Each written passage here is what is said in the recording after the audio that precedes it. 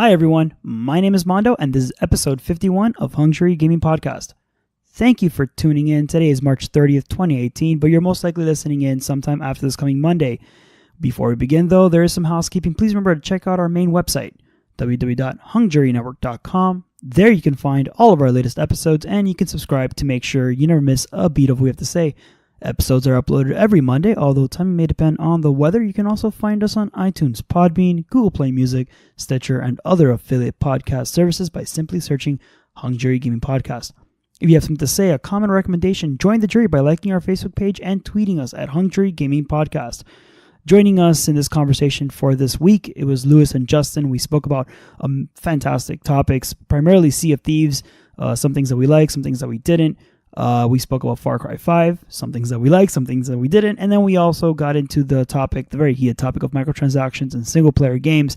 That was a great conversation, and I hope you guys really enjoy it. Before we jump into the conversation, though, small little disclaimer, my audio is not really that great. Unfortunately, when I was recording, I thought I was speaking into my professional mic, and I was talking into my Yeti, or at least my audio was being recorded through the Yeti instead, so audio is not that great. I sound like I'm sitting in a warehouse. You guys know that I'm a huge pickler for trying to get my sound great, so I apologize in advance for that. But hopefully it's not too much of an issue, so just sit down, relax, and enjoy the show.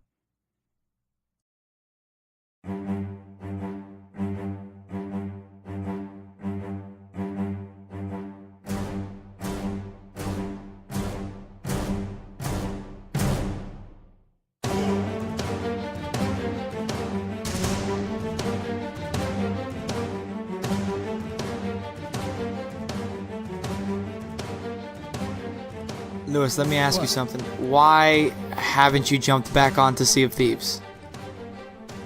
I don't own the game yet.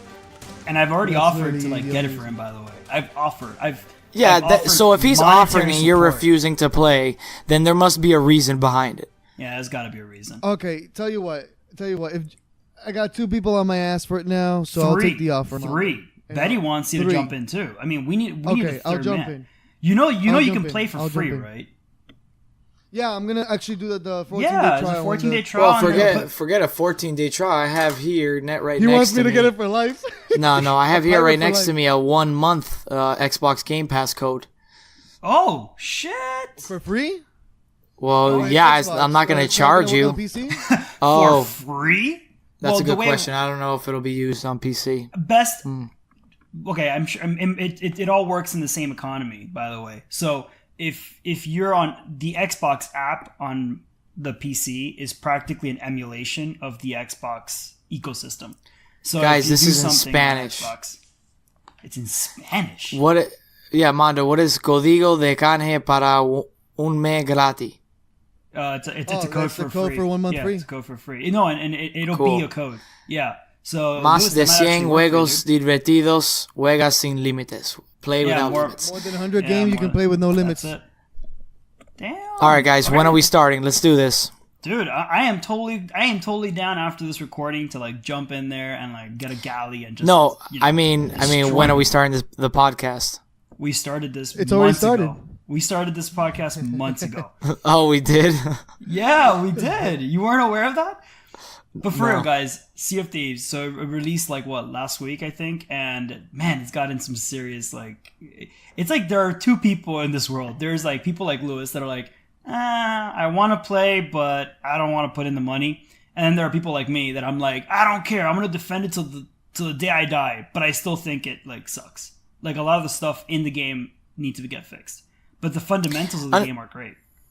Absolutely, and I think where it's being reviewed right now, I've seen a lot of 7s, 6.5, 7.5s. I think that's a fair score because the potential is definitely there. It reminds me a lot of what I first felt like when I played Destiny for the first time, and after 20 or 30 hours into it, I was just like, okay, there's not a lot to do here, right? I wish there was more, and gradually over time, it got to that point. Same thing with Rainbow Six Siege. It's just where it's at right now, man. Mondo, I give you credit because you've been able to enjoy it despite this, but it's a little lacking when it comes to content. It's a little mundane to have to literally spend an hour or 2 hours looking after chickens on islands which at first at first the novelty of that is cool, and really what makes any of these voyages interesting is the prospect of running into other players and just how random and crazy those encounters can be. But once you get past that, or let's say you go on a voyage where that doesn't happen and you just go from point A to point B and then back, it feels real empty to then get to that end point, turn it in, and get 600 gold, right? And that in a vacuum is not so terrible. Let's say you get 600 gold. You're like, oh, cool. In any other video game, you'd be able to unlock a badass new quest or some badass new piece of gear that's going to change something. No. What you get here is, a fraction of what you need to get something actually cool and substantive in the game. And you then get to go on 30 more of them so you can get to where you want to, which is a little frustrating. Yeah, so about that, I'm going to tell you guys something, Lewis. This will not deter you from getting the game in some way. It's you'll have a free month, so this I hope it doesn't deter you. But Real Kevin actually sent me a message last night, and he showing me what it is to be a pirate legend. Are you guys aware that somebody already reached? Yes, I heard he cheated though. Surprised though. Yeah. No. Supposedly the guy cheated though. Yeah. He got his fans to kind of like gather together and like bring him chests so he could like level up. So that's not legit. Although, while I don't think he should hold the record because he did that or the title of first ever, I still think. Yeah, I'm sure he put a lot of work in. I still think it's impressive, and he shouldn't be put at fault for doing something that's reasonable considering the economy the developers have built. You pay $60 for the game, you shouldn't have to invest hundreds of hours to get to the end game. I'm sorry, that's just my viewpoint on it. Yeah, man. Yeah, absolutely. And honestly, I don't think bad on him. I think that it was actually kind of genius. I thought it was like smart. I was like, oh shit. This guy got his fans to do his work for him. And even then, it took him, I don't know how long to actually get there. For those of you who are not aware or who play Sea of Thieves but don't know what the final goal is, it's level 50 on all factions. And once you reach level 50 on all factions, you get like a special area or something that you can go. And it's got like more vendors or stuff like that. But supposedly the quests you get from being in that particular exclusive lounge are relatively the same quests you get from before that. They're just harder and there's more of them. There's like new, I guess, skeletons or something. They're harder skeletons. I think Great. It's a little lackluster. You do all that work for some quests that are just buffed up a little bit. Come on, man. Yeah. I wasn't impressed with that. I was hoping. First of all, I don't really know where the promise went, but they did say that at that level you would get like either it was like a special ship, and I'm not sure where that went. I think personally, and I'm not using this as a way to defend Rare, but I do think that Rare's keeping a lot of their like the ideas or whatever's in the game to their chest, like right close to that. No pun intended. I think that there's a lot in the game that we're not aware of that Rare's is kind of like holding back. And I'm not saying this because I want there to be more content. I definitely do. But I think that the more we play, the more Rare is going to be like, oh, look, this person found this. Or this person found this. And I'm only saying this because Rare just doesn't tell us what's going on in the game ever. I mean, Rare, like I follow their Twitter. I'm always on them. And they never said what level you had to get to. They never said what you had to do. And I'm just still a little more hopeful than most people that there's more up their sleeve than what this game is at the current state. But well, listen, whatever. I have no problem with them holding their cards close like that and slowly revealing them to keep players interested. The thing is, you have to develop a strong hook so that players stay there in the first place, right? We've seen this example already with No Man's Sky. Is that the title of the game? Am I getting it right? Oh, yeah, you are. Yeah, it's No Man's Sky. Okay, yeah, so No Man's Sky was the same thing. It sold amazingly, right? The pre-orders were through the roof. then people played, and after a week or 2 weeks, they go, wow, while the ideas were great. In this case, I think for Sea of Thieves, it's the mechanics, the simple UI, and running into other players. Like that's what the game, that's what its foundations are, what it's built around, what makes it exciting. So if you have something to complement that, say some sort of mode where you're constantly encountering other players and you're constantly like a death match. I mean, that's a very simplistic way to view it, but some sort of objective based mode where you could actually play other players and take advantage of the game's strong mechanics and its actual reliability on skill and the difficulty of sailing. I think that would be great. Instead, what they did is make the main crux of the game be voyages, and to me, voyages are the least interesting part of the game. It's just farming. It's all it is. It's a classic grind. Like if you were playing a 2000s MMO, you go over here, you grab something, you come back. I mean, and they don't even interject any interesting story at the very least to make me care about anything that I'm doing. So that's my biggest issue with it. I hope that those cards you're talking about, they're holding close to themselves, are cards that are going to enhance those parts of the game and not the parts that are currently boring. There are so many things that they can implement that I don't think would be game breaking. Like, it wouldn't require a lot of game change or design change, but I think would add so much replay value to the game. Because in the end, this is what this game is. This game from the get-go is a replay game. Since there's no campaign, there's no real, start to it or end to it. It's just you jump in and you want to play with friends, and then that's where it goes. Things that they could implement that I think for me personally would spike my interest in the game more would be stuff that, well, obviously more content. That's basic. Obviously I want more skins for guns, more skins. I want the economy to be better. Obviously I don't want to pay 13,000 gold, or if vice versa, make the chest pay out more. But I would also like things like a bounty hunt. That would be super cool. Yes. I mean, you have a system where you have these pirates, and you have people complaining on Reddit, on Twitter, that they're constantly playing solo and they're being shot down by pirates. You can't stop that. It's a pirate game. So I'm for the entire map is free game for anybody. But I also think that there should be a level of, not punishment, but a level of incentivizing people to play either safe together or to just avoid each other. And how would they do that? By having a bounty system. If you sink somebody, you get a bounty.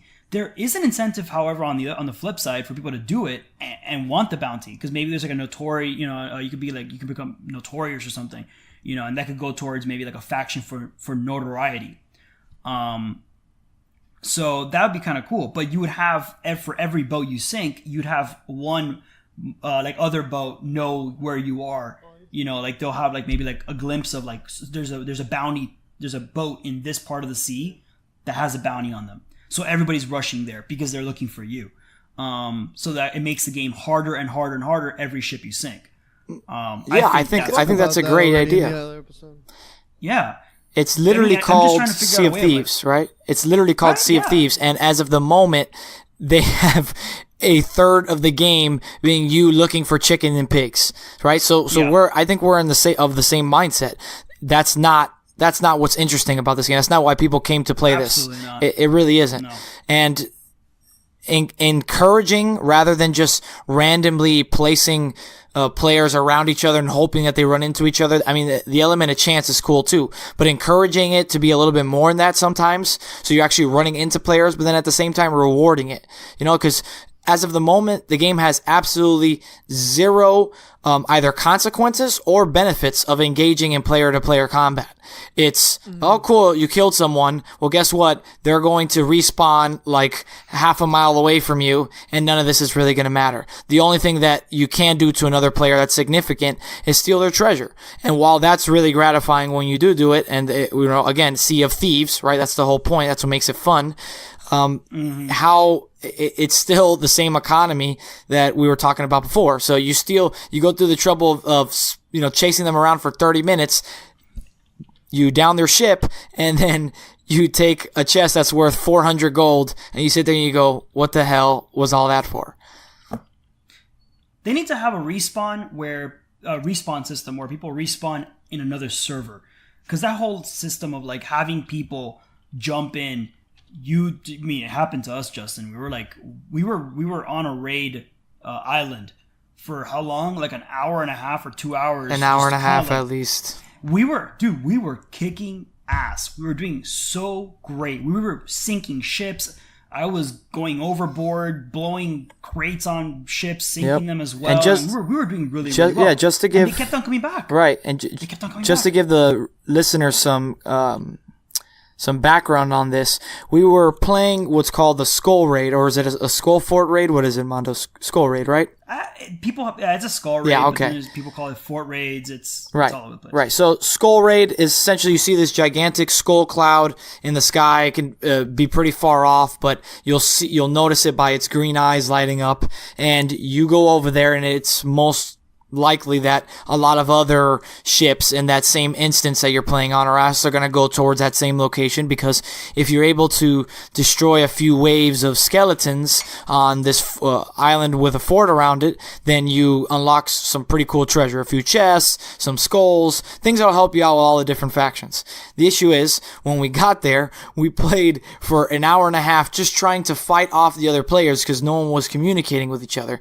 Meanwhile, no one was killing the skeletons, and whenever you would wipe out another crew, I mean, Mondo literally twice took a explosive barrow and swam all the way to another player's ship to then go to the bottom decks and explode that barrow so that the entire ship sinks rapidly without the other crew being able to repair it. They would then respawn about a minute and a half away sailing time and would be ready to fight us when they got back, restocked with bananas and cannonballs and everything they needed to kick our ass. So this loop of violence just continued and continued until Mondo was finally smart enough to stop it.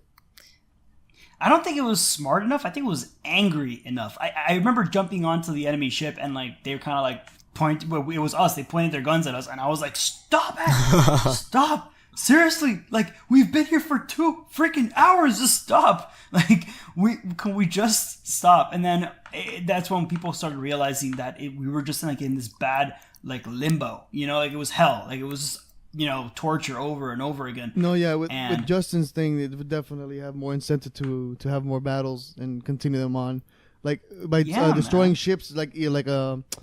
Maybe like a new, because we have how many are there now to level up? 2. How many is merchants? There's 3 different factions: the Merchant Alliance, Order of Souls, and the Gold Hoarders. Okay, so they should add like another faction for just like sea fighting or taking down ships. Yeah, which would have been the bounty hunter system, which I thought would have been great. You're a bounty hunter. Yeah. No, but I think the bounty hunter could be like a bounty hunter could be an extra faction that you actually have to hunt down a specific pirate in the ocean or something like that. But you could also be, remember, you could be the bounty hunter, and there would also be a faction for notoriety. So you could be like a pirate. Yes. Yes. I mean, look, if some people want to play a merchant, agreed. If some people want to play a merchant and want to avoid being a hardcore pirate, like the game would suggest you should, then fine. Keep the Merchant Alliance around. Let them, grab pigs and work with other people, whatever. But allow us, the players who are in it to do exactly that, to wreak havoc, to go out and find other players and do it. And I guarantee you, if they were to install some system like that, it would be way more popular than anything they have on there. Because most people, after finding out that you don't actually get to sail out of a badass cave with brand new badass ship that no one else has, instead you just get a bunch of hard quests after you spend all that time to get to 50. Really? The same exact thing? There's no incentive. It's horrible. What is the loot currently in the game? Because I don't think there's that much loot in the game, right? As opposed to when the beta was. What do you mean? Nothing. What do you mean? The actual content that you can buy? The actual content that you can purchase. Oh, that's why I think that the developers made it such a high price in order to have a more of a grinding experience. Oh, absolutely. So it feels more rewarding when you actually manage to get a sale or it's an artificial grind. Yeah. Yeah, well, the thing is this. There's actually, technically speaking, not that... There's a good amount of loot. It's just hidden behind an incredibly expensive paywall. I mean, if you go and you look at the gear that you can buy, you're like, oh wow, I really want this and I want that and I want this and I want that. The problem is that when you calculate how much everything would cost, it would be like a full week, 40-hour game, like gaming to get maybe 2 or 3 items. And for anybody who has a job, a life, wife, or kids, or a girlfriend, boyfriend, I mean, that becomes almost unobtainable. It's just too much. I mean, I'm not asking you to make it easy for me, right? That's fine. Make it difficult to get to the legend, but make it worthwhile, make it rewarding. And they could have easily done what Diablo did. What did Diablo do? They just added so many different so many different variations of items that they were able to fit them in between different level points. So that would be, for example, like instead of having like the next weapon that you could buy be like a beautiful gold weapon, just make like the weapon a slightly different shade, maybe like have different colored handles or whatever, like make it easy for your development team and your design team to crank out different designs, and then you can fill those weapons into that void. So you can make them 2,000, 3,000, 4,000, 5,000 gold. So people are you have that feeling of progression. You have that feeling of, I can't afford that gold one yet. Let me buy a red-handled blunderbuss or a green-handled blunderbuss. Let me buy something within my realm until I can afford that gold, or I can afford that. Right now, all we have is either you have the base blunderbuss or you have the gold blunderbuss, which is 13,000 gold. So you really don't feel any progress in between. So you're just kind of sitting there like, okay. And then the whole outfit system, I mean, one outfit, one belt is like 4,000, 3,000 gold, and a boot's 3,000 gold. The entire outfit would be worth like 50,000. And you're kind of sitting there like, I can't afford that.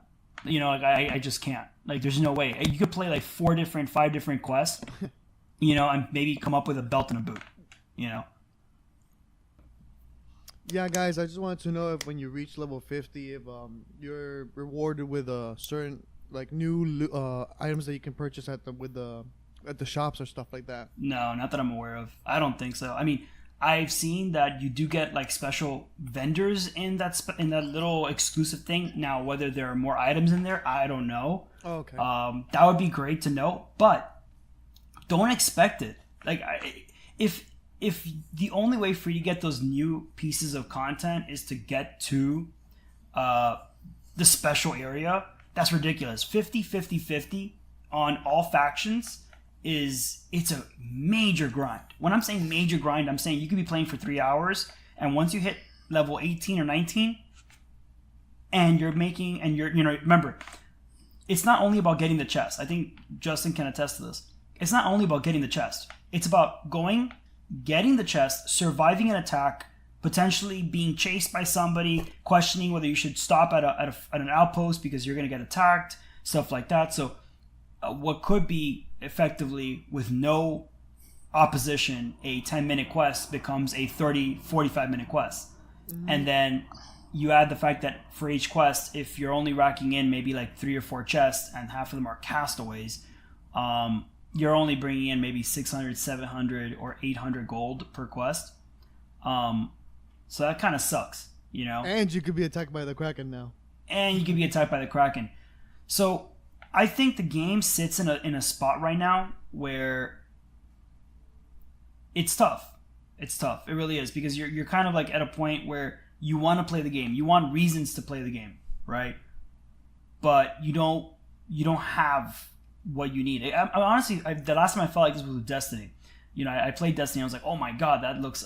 That's not like, this game's amazing. I love the way it plays. I like some of the gear designs and all that stuff, but like there just wasn't enough to play, so we were constantly on Bungie's ass, like, get us more shit to play with, So that kind of sucked. But yeah, Rare doesn't seem to be very responsive to that so far. It's been mostly them saying, hey guys, stuff's going to come out, don't worry about it. We're going to be here for a while, but I haven't heard them say anything substantive. Like, you know what, guys, we're taking that into account. From now on, we're going to add quests that are more varied. It was just literally, we're going to change the types of skeletons and add an animal or two. come on, man, that's not going to change any problems. It doesn't change the economy. It doesn't change the amount of effort and the level of time you have to put in just to get to somewhere where you can afford a pair of boots, for example. It took me 15 hours this week. 15 hours, not this week, but since the game came out, literally 15 hours to get a pair of boots. Yeah, that's ridiculous. That's insane.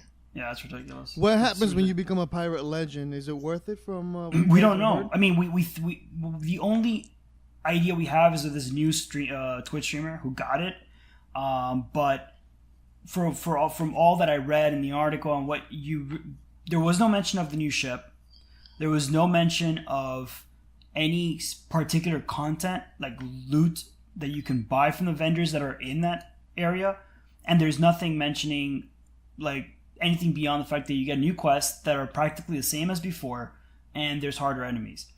And you get some. They said that there was some exclusive content, but it was elusive. They didn't say exactly what it was. So I'm like, okay, well, I need more than that to want to be able to grind. You know, people want a goal. They don't want to just have like if you spend the next 4 weeks, you know, neglecting your wife, your girlfriend, your kids, you know, and you get to this particular point in the game, we'll promise you something cool. Because we've all been there where like developers or publishers think that like all we care about is like some stupid piece of like loot. We need more than just that. We need something more. There's some truth to that though. It works. It's really efficient. Effective. Well, if people knew what they were playing for, yeah. Like, if we knew that Pirate Legend meant that like your cannons did like 100% more damage and your ships made 100 like were like faster than everyone else's ship, and your ship was like made out of gold, and you could hold 6 people on this gigantic larger version of everyone's ship, yeah, then I'd be like, Justin, we're grinding, bro. Let's do it. Yeah, we're grinding. No, I agree with you. I agree with you at that point. That would be unfair. Well, you know, it's not going to happen. But. Yeah, it's not going to happen. But I'm saying like that incentivizes people to be like, yeah, let's do it. You know, right. Maybe you know the road to it will kind of suck, but it'll be cool. You know. But even then, that's an extreme example. They could not even do 50% of that, not even 25%. How lazy is it? Lazy. It's like Mass Effect 3 ending level lazy to just say, you know what we're going to do? We're just going to bump up everything. So, you know, you're a legend, and because you're a legend, do harder shit. Are you serious? Come on. No, that's crazy. That's ridiculous. Well, we'll probably, now that we'll get Lewis on board for Sea of Thieves, hopefully we'll have a little bit more to say as we level higher and higher into the progression. Because I'm gonna do it. I know that Justin, I know you're gonna say, you know, you're taking the longer route. You're like, I'm gonna wait. I'm gonna play a little bit less, and I'll wait to see. And I'm with you on that. I think that's a great thing. But I have a goal in my mind, and I need to at least accomplish it. And before we finish talking about this, I want to remind anyone who's listening that I don't think this is a bad game. We've talked very negatively about it over the past 20 minutes, but the truth is, the sailing, the navigating, just the feel that the game gives you, despite its cartoony vibe and the way it's presented, is as close to being a pirate as any video game has made me feel. It's really cool. The UI is super minimal. You don't really see anything. When you see a ship out into the distance, you have to actually take out your telescope and check it out, right? You can go up to the crow's nest and see if there's anything around you. It's not easy to navigate the ship, especially when it's wavy. You have to make sure you hit the wind. I mean, the physics are there. It's extremely cool. Yes, you can shoot yourself out of a cannon, so it does get silly at times, but it's a fun game to play. So it's just a little disappointing that I won't be able to play it as much as I wanted to, at least not at the start. And don't forget the water, man. Best water in any game. The water's nice as hell, too. Fantastic, that is true. Fantastic water. For those of you who are on the fence to get the game, my recommendation is get the Game Pass for free. Mark on your calendar when the free trial ends, because don't pay for that shit. It's horrible. I wouldn't recommend paying $10 a month for any Game Pass thing when you look at the library, the games are like, they're not on par. Not yet. It might be worth it to just pay for 1 month so you get a month and a half of Sea of Thieves.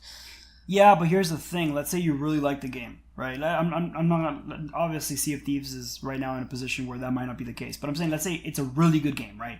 And it's like Destiny, where like you see like long term, like future. You got like 3 years into the game, and you pay maybe $30. You pay like 10, 10, 10, and then you finally realize, man, I really really want to keep this game. Then you're stuck paying the monthly, because then it's either buy the game for $60 or continue paying the monthly fee. So you really think Sea of Thieves is going to stay at $60? I mean, Microsoft's going to try and keep it up there. I think Microsoft's going to try and keep it up there the same way that Nintendo keeps their IPs. It might go down. It might go down to 45, like within a couple of months. Even then, if it goes down to 45, you'd still be down $45.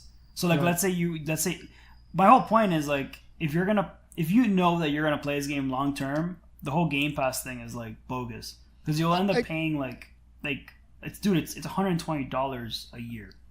I think the developers are gonna keep updating the game as much as possible. I think this is just the beginning. What happened with No Man's Sky? Yeah. If you look at No Man's Sky now and play it, it's a whole different game. And the developers did say from the beginning that it's a work in progress and that the game is not finished. It's just that the main speaker at E3, I forgot who his name was, but it was overhyped and people thought that the game was gonna be already amazing from the start. If you play the game now, it's pretty much what it was supposed to be based off of the from the plan that they had, and it's kind of sad because no one plays it anymore. But I think with Rare, what they're gonna do is that they're gonna keep updating it, and they're gonna want to hopefully keep it alive. Well, they're gonna need to keep updating it, because if the game remains at the point it is, it's not going anywhere. It's not gonna last very long. No, it's not. Yeah, and I get that developers are salesmen, so they often have to, hype up their games, and but some of them just go a little bit too far.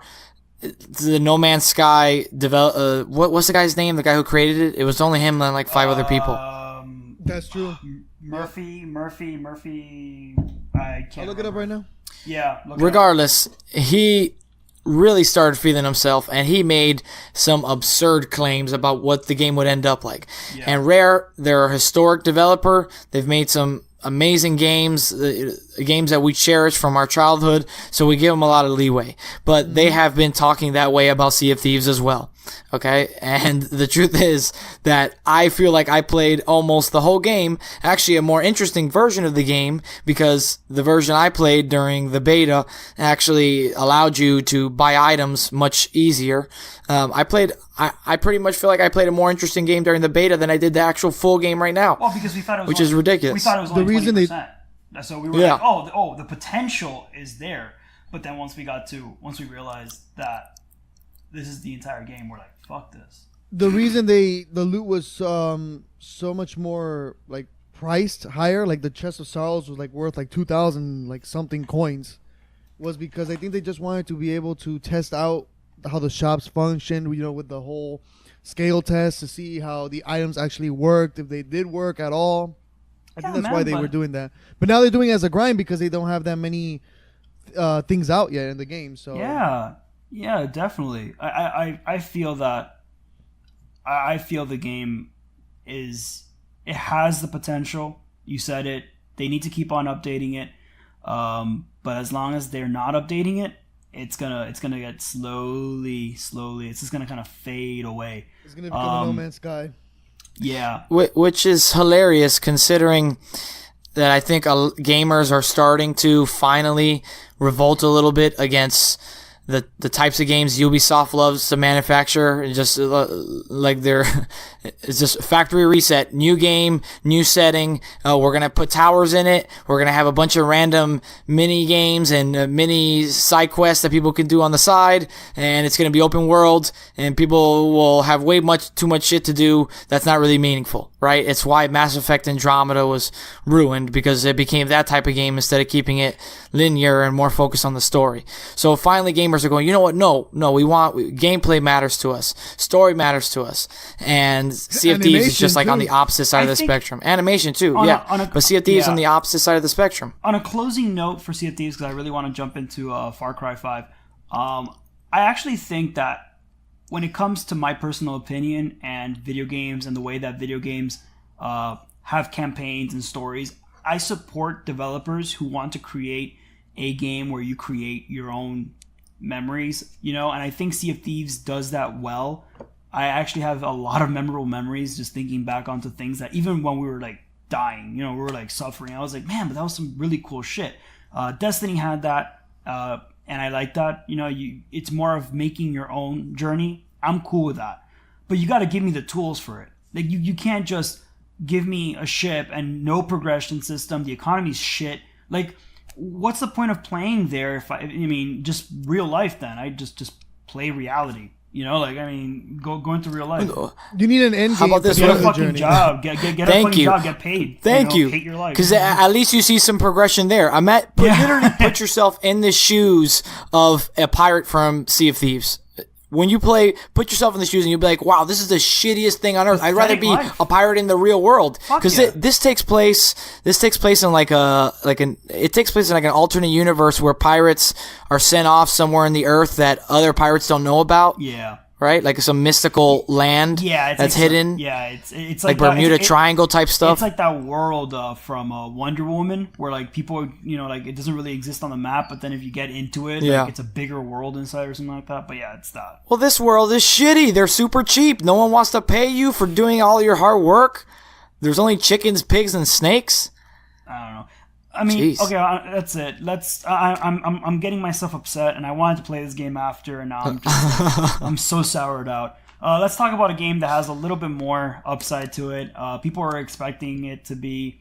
I mean, I think a lot of gamers were very skeptical, especially after Primal. They were like, is this really what we needed? Me too. I was. Yeah, but Far Cry 5 actually, it got really good reviews. I picked it up like pre-order, and I played it that same night, and it was.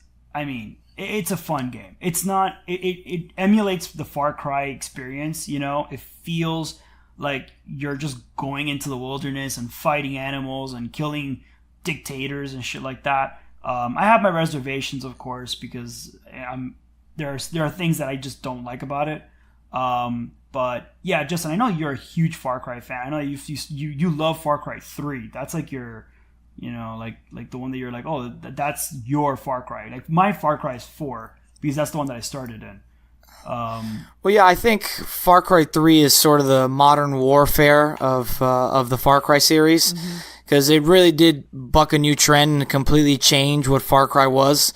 Because Far Cry really wasn't this open world, go wherever you want and blow up outposts and do a bunch of side objectives to build your character up, which is pretty cool. Before it was more of a narrative, like more linear driven type game. And it also involves mutated monsters and stuff like that, which is actually pretty cool. So I love it. I mean, it's essentially a sandbox, a playground for you to just go around and shoot things and be a badass. And it seems like this one finally got back to that while keeping Far Cry's good sense of humor and putting it somewhere that's interesting. And they got rid of Mondo, I know that you were disputing that a little bit. Yeah, my issue with this particular Far Cry. Look, the game plays like Far Cry. It's got the guns, it's got the animals, the cult vehicles, and actually it's the first Far Cry installation to include airplanes, which is kind of cool. Runs a little funky. Badass. Yeah, it's great, and it runs well, but it runs a little funky when you're controlling it with a keyboard. I'm not sure why they went with the Lewis. You would understand this. They went with the WSD as your pitch and your turning for an airplane, which just feels weird. Like instead of making it like the mouse control for you to like control the airplane and then using W for like, throttle and stuff. Yeah, they switched them. And I'm like, this is horrible. And I tried going on controller and it just doesn't work. But whatever, I switched my mind around. I was able to like land a plane in one of the missions and I was like, all right, I never want to fly a plane ever again. But it does play well. If you're on a controller, I'm sure it plays very well. Justin, I want to ask you because I Far Cry has never appealed to me because I've always had these other shooter games, and there was also like Just Cause 3 and Just Cause. Like I know they're not the same, but I feel like when I played GTA, that was the only open world type of game that I needed because everything had a perfect mix. It had the storyline, it had the open world, it had the graphics, it had everything. What makes you want to play Far Cry, and what makes it one of the best games in your library? Well, I'll make this clear. I would much rather play GTA than Far Cry because of everything you just said. Because I never really pay attention very strongly to the Far Cry storylines, even though the one from 3 was decent. Just because it's always very similar in the sense that you're this outsider who comes into this very conflict-heavy area, and you're thrown into the middle of the story, and you have to be the hero to save everyone from this, big bad guy.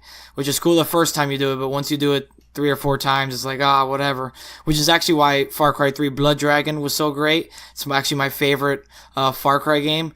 It was so over the top, and it ran with that in a way that was hilarious while making it like an 80s sci-fi movie, which was cool. But it's really just the sandbox feel of it. The fact that you can go into an outpost and truly wipe it out in so many different ways. You could stealthily creep by and just hit people with hatchets, stab people in the back of the neck, shoot people now with a bow and arrow, and finish it that way. You can release an animal to tear up havoc. You can bring a helicopter overhead and just blow shit up, or you can sneak around, set a bunch of C4 on vehicles, back up, shoot one person, blow up the C4, and go in like Arnold Schwarzenegger with 2 machine guns on each bicep, just raging away at people. So it's the flexibility and like the over the topness, I think, that makes it cool. What do you think, Mondo? Yeah, I definitely think that. I think that when it comes to Far Cry, it's also the foreign part of it. With GTA, most of it's been either United States City or like stuff like that. But in this one, let's kind of hold this one back. But usually in the installments, it's this foreign, exotic location where you're learning things. And Far Cry 4, you were like, I think in Nepal, and that was super cool. Like, I loved it. I thought it was so cool. And the wildlife and all that stuff, where I think in GTA it's a little more grounded. You still have obviously the silliness. You've got like the whole firing rockets out of a tank after you cheat code into it. But Far Cry has that. I personally am actually more of a Far Cry fan than a GTA fan. But I'm also, I understand people do prefer GTA, so I'm kind of like, I'm gonna reserve myself there. But my one reservation in this particular Far Cry 5 is I don't get the sense of that exoticness as much. When I watch an adventure movie, like an Indiana Jones or something like that, I love going, like the whole ruins and all that stuff, or like, the areas that, you're like, oh my God, man hasn't been there, Uncharted feel. And I got that a lot from Far Cry 4, because you've got like temples and stuff like that. In this one, it's just, continental United States, cult. They're crazy, and they're taking over this county. I think it's called Hope County. And you're pretty much you're a deputy sent to arrest the main leader. The main leader has like a whole bunch of regions that are run by I think it's like either his kids or brothers. It's like a sister or daughter. I do not remember what that was, but there are different leaders. And you gotta like take each one out and finally get to him. Oh, that's all good and dandy. It just doesn't feel like it's not very intriguing to me. It still plays like Far Cry, so it's fun. You still got the whole like crazy gun ensemble. There are microtransactions. I don't want to get too deep into that because we've covered I don't know how many hours on this podcast about microtransactions and my belief that microtransactions are good for certain games and then they're bad for other games. I think that having them in this type of game is just toxic. Regardless of it, for me, I think it's strict liability at this point. Like, it's just a per se. It's like, if it's a microtransaction in a single-player game, regardless if it affects gameplay at all, it shouldn't be there. It just shouldn't be there. Oh, developers need to make money. DLC it all the way. I'm okay with DLCing it. Or you want to make it into a living game, that's fine. Remove DLCs, add some microtransactions. You can't have both. You can't have 3. You can't have me pay $60. You can't expect me to put in money for extra gear, and you can't expect me to pay for DLCs. I mean, that like at what point do we just buy half the game? I mean, like at what point are we just buying like a starter? And I think that's ridiculous. So for me, that's just my thought. Far Cry 5 though, definitely fun. Lewis, what's up, dude? I just wanted to say that Far Cry to me suffers a lot from it's been there, done that syndrome. Like, when I look at someone playing Far Cry, I'm not enticed enough to actually pick up the controller and play it myself. It just feels to me like it's just going to be another generic shooter game that's going to have a storyline that I heard before. Like I said, GTA had a better sandbox in my opinion. BioShock had a more compelling story. You know, it was more interesting. I felt like I would rather be immersed into that universe rather than Far Cry's. I'm not sure I should give the game a chance, but just by looking at it alone, it did not make me want to pick it up. I want to hear what Justin has to say about that, because I know that he's probably like rolling in his chair right now. 2 points that I have to make on that. One, this game actually, both of you nailed it on the spot. Justin, you said that the game follows this formulaic storyline, and Lewis, you mentioned, well, this game probably followed the same storyline. It absolutely does. Like, exactly it's the same story. You've got the outsider walks in, there's a conflict, and he's tossed into the middle. That's exactly what's going on in this game. If you're expecting anything else out of that, the storyline is exactly that. Now, side quests are much better. I spoke with Justin about this earlier. The side quests are much better. They play a little more fluid. There's less this cookie cutter, like, go get 14 feathers off this, this random tower. With that said, no more towers. There's one tower. They do it just to kind of like throw in some shade at the prior game, saying we're not going to give you more towers. Great. Second point, Lewis. I think it's the same thing over and over again, but I think it's because people like the way it plays. So it's just different themes of the same game at this point. For me, that's how it feels. For me, it feels like if you're playing Far Cry 4, you're playing Far Cry 5, it's just a different theme of the same mechanics. Minus this new like Call of Duty with the whole Modern Warfare 2, but there's a difference. 3. But there's a difference with Call of Duty. First of all, they don't release like every once. Far Cry doesn't release once every year, and I think that there's a lot more value in playability in Far Cry.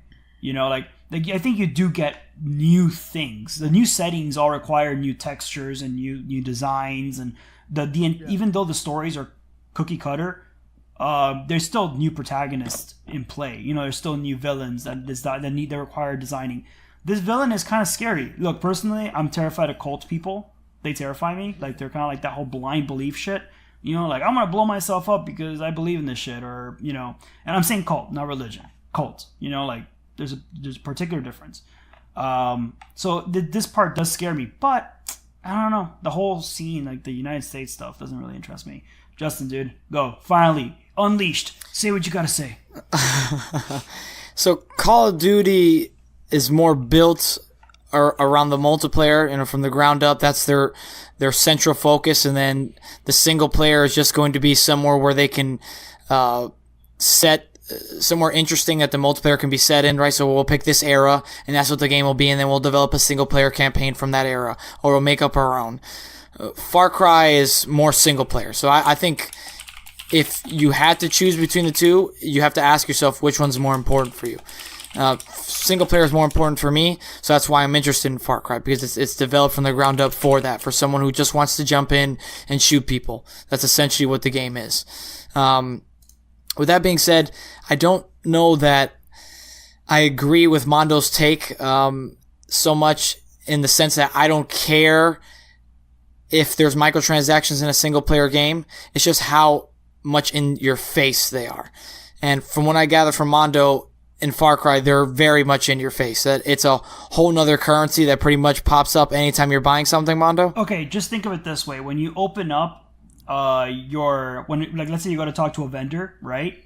When you click on the vendor, you're going to see about a few different squares, right? The first square you're going to see is like, let's say, buy ammo, buy weapons, buy clothes, buy silver.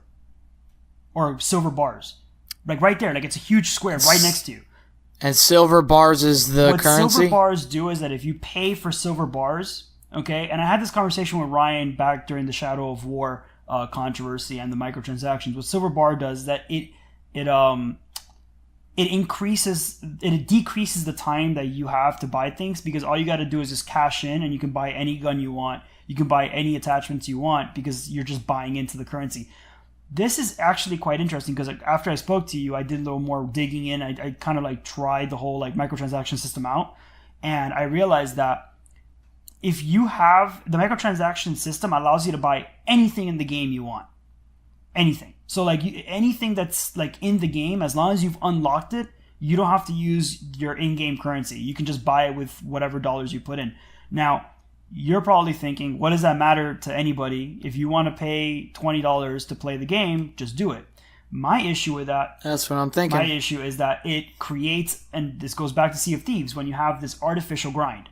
Developers want you to pay for the microtransactions. They're not going to make money off of the microtransactions if you're making fluid, good amount of money in-game. What's the point, right? Like, what's the point of paying $24.99 for all that silver when you're making decent money in-game? Like you're just doing it. It actually does catch up. Dude, I'll give you an example. I'll make, like, let's say 10,000, right? Ammo alone, I went to check my ammo. It's $1,500 at one point to refill my ammo slot. $1,500 to refill an ammo. Some of the guns are 7,000, okay? 10,000 was the highest I got to. And 10,000 was grinding to kill animals, which, by the way, is your main source of income. Hunting now, there's more in the economy. So remember how before in Far Cry 4, you would craft using animal skins? That's not the case. They've centralized your ability to do things using money. So you kill animals not to skin them and not to craft. You kill them to sell the hides. Selling the hides is what gives you gold, which you can use to then buy upgrades for your gun and stuff like that.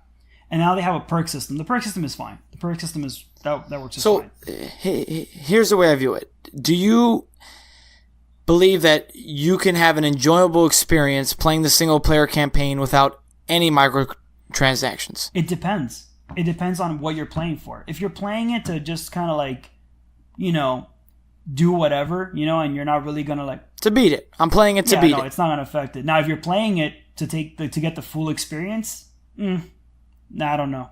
But what do you mean by that? Full experience to do everything? Do you want to own every gun?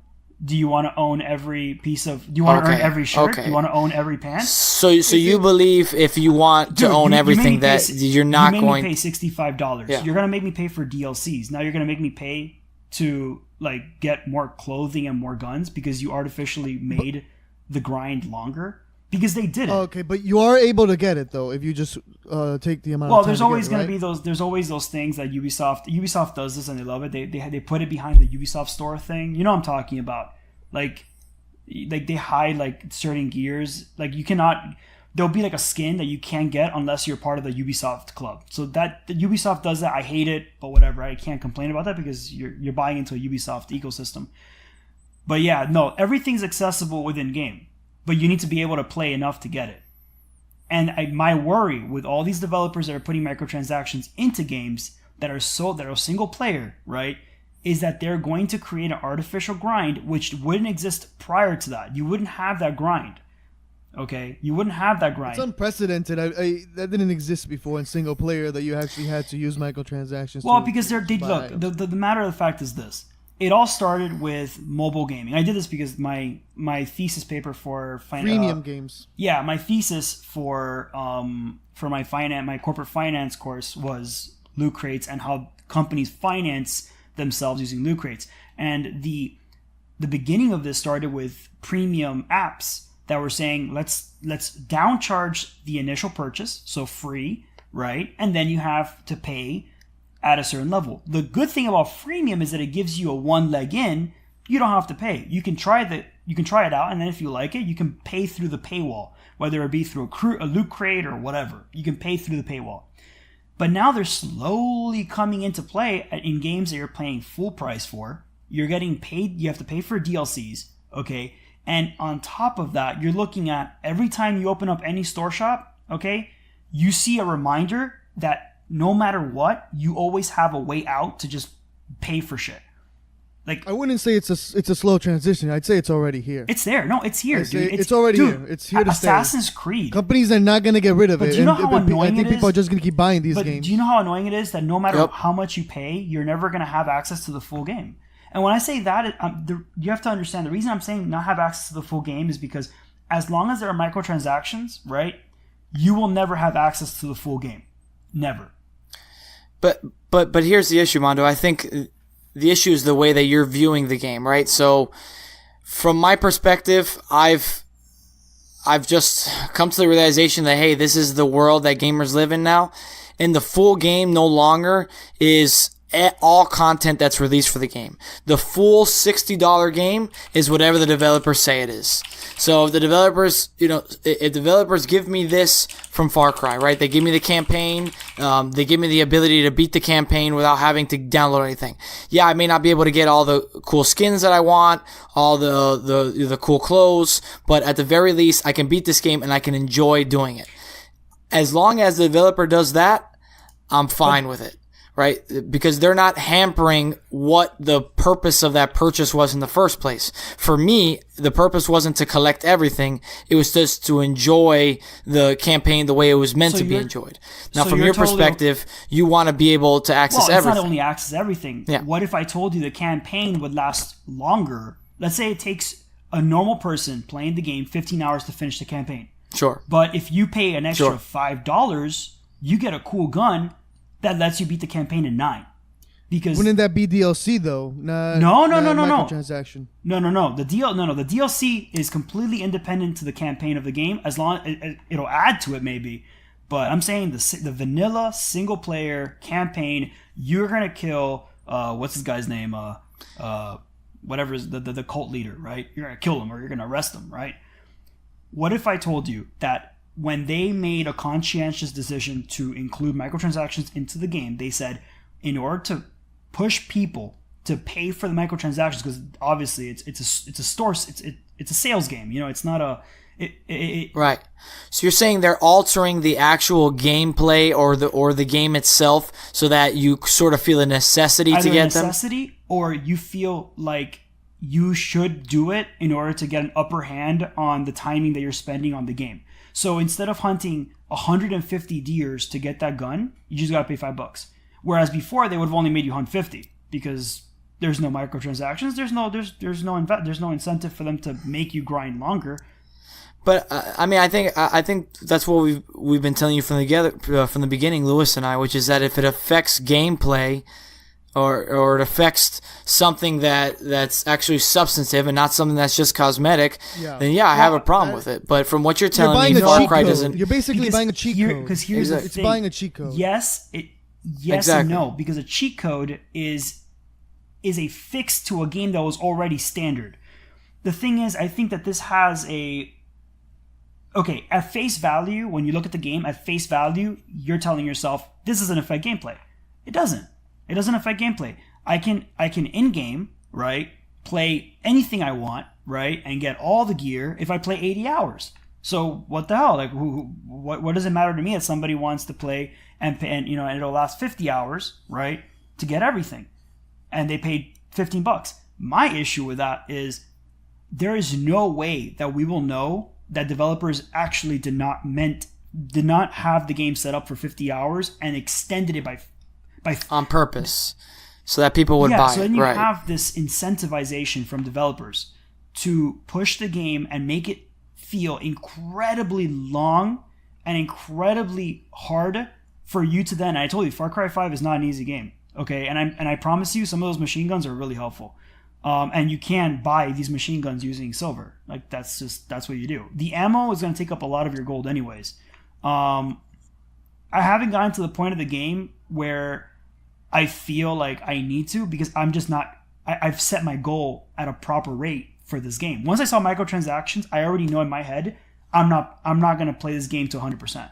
I'm just not going to. It's not worth it. Now, Mondo, do you think a reason or part of the reason why it upsets you a little bit is because as a collector of those type of things, as the type of person who finds interest and it feels a reward from unlocking something like that after a lot of hard work into it, that you feel you're a little salty that someone can just buy it while you put in all the work for it? I think my issue is that I'm a perfectionist, and when by perfectionist, I don't mean like I need to do the game 100%.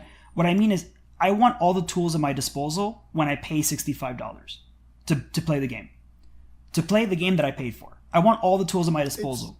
If It's not gonna happen. Companies are moving into that new way of there are some companies, but but that's the thing. So then, like, my love for the games are just gonna diminish. I'm not gonna pay more. I'm just gonna not play. I'm gonna play less. Really, I have not. Look, I finished every Assassin's Creed except when they started adding microtransactions. Guess what I did? I haven't finished them. I just don't care. I don't care. Why am I gonna put blood, sweat, and tears into a game when I know that I could have easily just cashed out and finished it? And by the way, Assassin's Creed. Have you ever tried that, by the way? No. Cashing out and finishing it? No way. I'm not doing it because some people just want to finish the story, though. That's the thing. Try finishing. I mean, exactly. That's exactly what I was saying. Assassin's Creed, and then tell me, Justin, have you finished? It takes a while. No, I have not. Did you finish Far Cry 5, Snook? Are you close? No, I have not. No. Honestly, and I don't. By the way, I don't see myself finishing Far Cry 5. I just don't. Not because of the microtransactions. I just don't. I don't like it as much as I thought I would like it. I thought that, like, it plays well. It's a fun game, but fundamentally, it just feels like Far Cry 4. And if I feel like I'm spending too much time on the campaign, I'm just not gonna finish it because there's really nothing to it. Like, I'm not really feeling it the way I felt before. You know what, guys? Forget the PS4, forget the Xbox One, forget the Nintendo Switch. I'm going back to PS2. Okay? You mean, bro?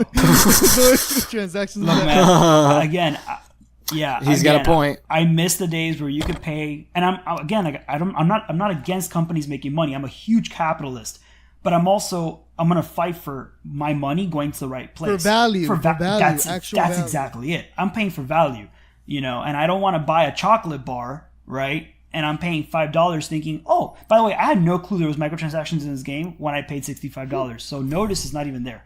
With $5 you just get the wrapper, a little piece, and you have to pay. Oh, by the way, if you actually, it's just a waffle bar with no chocolate on it. In there, you're gonna have to pay an extra $1. What the fuck? And I'm okay with DLCs, by the way. DLCs. That's an extreme example, really but yeah. I mean, there's some games that brings content. There are some games that do actually play like that. Cough cough, Rainbow Six. Holy shit. Dude, Rainbow Six, you've got to really play that shit to be able to afford some of those operators. Come on, admit it. Yeah. Some of those operators are the butt expensive. But it's a good grind in the way that you actually manage to gather skill and learn the characters. Yeah, but admit it. That's a game where microtransactions play a monstrous factor in who you can buy. Because you could just buy the operator and be done with it. But compare that to what you told me from Far Cry 5. But it's more it's robbery in Far Cry 5. Well, in this one, it's more like in this one, you want to get this guy, you can get him now. The thing is this, that they're constantly dropping Rainbow Six down to like $14. So like, and there's a starter. And there's a starter pack too that's like $20 all year round, which I'm totally cool with. Because if you pay $20, then I'm like, all right, fine, I'm getting $20 for a $60 game, which is still running very hot. I mean, it's a very hot game. People are loving it. I'm cool with that. It's a starter pack. You get less operators, but you can like buy yourself in later on if you like what you see. Now we're getting into that kind of like freemium model where you're paying less at first, you can pay later. I like that. Don't ask me to pay $65 at first and then expect me to like cash out, whatever. Justin, I totally get what you're saying, and I think that a lot of people are not going to have an issue with what I have an issue with because they don't care. Like you said, they're like, if there's no tangible suffering that you feel from the microtransactions, you're not going to care about it. The problem is that in principle, my mind already kind of like, I'm already like, if I kill 50 deers and I make $1,000 off of that, right? Would they have made the deers more expensive to sell had there not been microtransactions? Like in my mind, I'm already like, yeah, they probably would have been worth more. They probably would have been worth more, honestly. That toxicity kind of poisons my brain and my thought because then now I'm like, oh man, like I'm grinding for a gun I could just buy. Like fuck, like I don't know, man. Like if for $10, if I knew that for $10, Sea of Thieves, I could become a pirate legend, I might just be like, fuck it, I'm not eating tomorrow. Because like the grind on that is just like fucking 3 weeks of grinding. Fuck that shit. Mondo. Yeah. I know for a lot of people, what you're saying about Far Cry 5, they would not care. But that's good that you're bringing up that your opinion up at such a early stage of the game because That's just the beginning of single player campaigns having more microtransactions. Don't tell me that. I'm gonna cry. No, it's happening. You know, you told me it happened with Assassin's Creed already. It's happening here and in the future. Can you imagine? Oh, you want to play the next level? You have to wait either 5 minutes or pay $1 now. Can you imagine that? Can you imagine? That's like terrible. Energy bars in a $65 game. I'd kill myself. I would first destroy my phone and then kill myself because that's probably those games are on phone everywhere. You can't download a free game without. It was annoying energy. on phone, and then we lived it with it, but then it transferred into console. Well, because they were free games, dude. Like you can't complain. You're downloading, and then you got PUBG. By the way, PUBG. There's like no issue with microtransactions there. Like what the like you got as of now? No, but not really, because like they've been out for like ever, like what, a year now, and like they felt like forever because they've owned the industry. And holy shit, guys, we're running. I don't want to hold you guys anymore because I think we've hit like an hour and 20. We're on the hour. Yeah. Oh yeah, we're pretty up there. Any last minute comments? I know that we've kind of like pushed the microtransaction conversation heavy. We always go back to that. I'm just fascinated by the finances behind that. I'm upset about it, but hey, Justin, keep on investing, bro. Keep on investing into these companies. As long as you might get you get a return on every microtransaction you pay for. Yeah, I'm gonna start buying some shares in EA and Ubisoft. No, with all due seriousness though, these are both great games. I think. Developers are doing great things, and sometimes it's the developers that are hampered by the publishers, right? I mean, at the end of the day, they may imagine someone comes up to you and says, hey, we're going to let you do your game, and we're going to give you plenty of creative freedom, and here's this big fat check so you can make that game, and, you could feed your family. However, there are some things we're going to need in there, for us, so that the game's profitable. We just want to make sure. Well, they're kind of stuck in between a rock and a hard place. So what do? You try to minimize their impact on the game, and you include them in there so that EA doesn't fire you and hire someone else instead. We know Visceral got pushed out the door because they were pushing like a single player, cohesive story, and then EA was like, "No, we want multiplayer microtransaction heaven. What are you talking about? Open world microtransaction, that's what we want." And look how good that worked out with them with Star Wars Battlefront 2.